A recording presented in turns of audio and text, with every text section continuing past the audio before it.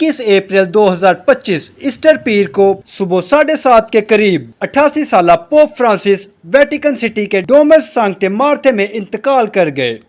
इनकी मौत का ऐलान कार्डिनल केविन फेरल और कैमरलिंगो ने वेटिकन मीडिया के एक नशरियात में उसी दिन 9:45 पर एक वीडियो बयान में किया।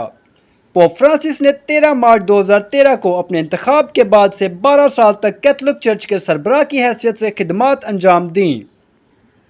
पोप फ्रांसिस की आखिरी रसूमात हफ्ते को वेटिकन सिटी में सेंट पीटर्स बेसिलिका में अदा की गईं।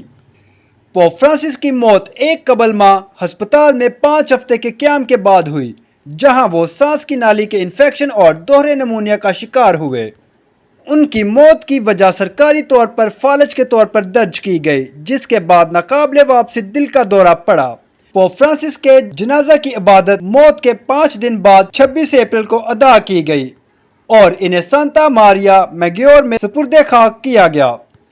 पोप फ्रांसिस के इंतकाल के बाद अब नए पोप के बनने की तैयारियां शुरू हो चुकी हैं। कॉन्फ्रेंस के लिए तैयारियां शुरू कर दी गई हैं। इस अमल के जरिए कार्डिनल्स अगले पोप का इंतखाब करेंगे। पोप फ्रांसिस के बाद बनने वाले पोप का तयन करने वाला पोपल कन्क्लेव 6 और 12 मई के दरमियान किसी वक्त बुलाए जाने की तवक्का है, लेकिन इससे कबल शुरू हो सकता है अगर 80 साल से कम उम्र के तमाम कार्डिनल इलेक्टर्स रोम पहुंच जाएं।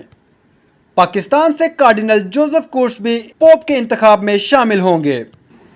इस तकरीब के लिए वो पाकिस्तान से रवाना हो चुके हैं और अपनी खिदमत सर अंजाम दे रहे हैं। मालूमात का काबिल एतमाद जरिया CRC। जुड़े रहें CRC के साथ।